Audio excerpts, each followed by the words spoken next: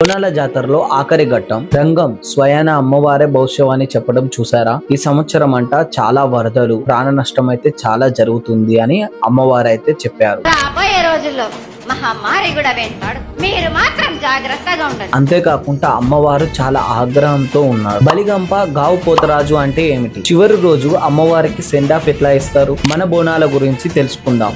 అంతకంటే ముందు కొత్త వాళ్ళు కనుక చూస్తూ ఉంటే మన ఛానల్ సబ్స్క్రైబ్ చేసుకుని బెల్ ఐకాన్ ఆన్ లో.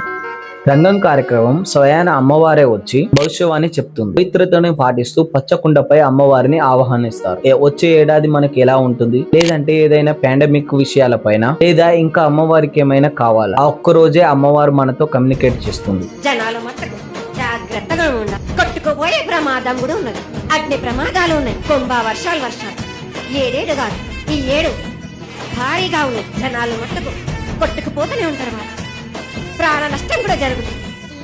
అమ్మవారి బోనాల జాతరలో యూజ్ అయ్యే గంప, కుండ ఏదైనా కానీ పువ్వులు సంవత్సరాల తరగతి అమ్మవారికి సమర్పిస్తూ వస్తున్నారు. ఆల్మోస్ట్ మోర్ దెన్ 35+ క్యాస్ట్ బోనాల పండుగలో పాల్గొని ఇది ప్రతి ఒక్కరి పండుగ అని చూపిస్తారు. అయితే ఈ సంవత్సరం ఎలా ఉంటుందో అమ్మవారు అయితే చెప్పారు. ఈ సంవత్సరం చాలా వరదలతో ప్రాణ నష్టం అయితే జరుగుతుంది అని అమ్మవారు చాలా ఆగ్రహంతో ఉన్నారు. అమ్మవారు బలిగంప అమ్మవారికి వచ్చే బోనాల నైవేద్యం కొద్దిగా సపరేట్ చేస్తూ గంపలో బలి భోజనం ప్రిపేర్ చేస్తారు. ఆ భోజనాన్ని సిటీ మొత్తం చల్లుతారు. ఇలా చల్లటం వల్ల ఏమైనా నెగిటివిటీ ఉన్నా, ఏదైనా స్పిరిట్ ఉన్నా వెళ్ళిపోతాయి. అవన్నీ వెళ్ళిపోయి పాజిటివ్ ఎనర్జీ క్రియేట్ అవుతుంది. ది మోస్ట్ ఇంపార్టెంట్ గావు పోతరాజు అమ్మని ఇంటికి పంపేటప్పుడు బయట చాలా నెగిటివ్ పవర్స్ ఉంటాయి. అమ్మ తమ్ముడు ద మల్టీ పోతరాజు గావెత్తుతాడు. అగ్రెసివ్ మూడ్ లకు వెళ్లి తన దగ్గర ఉన్న డివైన్ కొరడాలతో మూలన కొడతారు. అన్ని నెగటివ్ ఎనర్జీని వెళ్ళగొడతారు. అప్పుడు ఆయన శాంతిస్తాడు. అప్పుడు లక్షర మహారాణిని సాగనం స్టార్ట్ చేస్తారు. అప్పుడు అమ్మవారిని విత్ హెవీ సెక్యూరిటీ ఏనుగు పైన తీసుకెళ్తూ తమల్ని వదిలి వెళ్తున్న అమ్మకు బాధతో వీడుకోలు చెప్తారు. మళ్ళీ వచ్చే ఏడాదికి ఇలానే దీవించు తల్లి అని మొక్కుకుంటారు. ఇది మన బోనాల జాతర స్టోరీ. ఏదైతే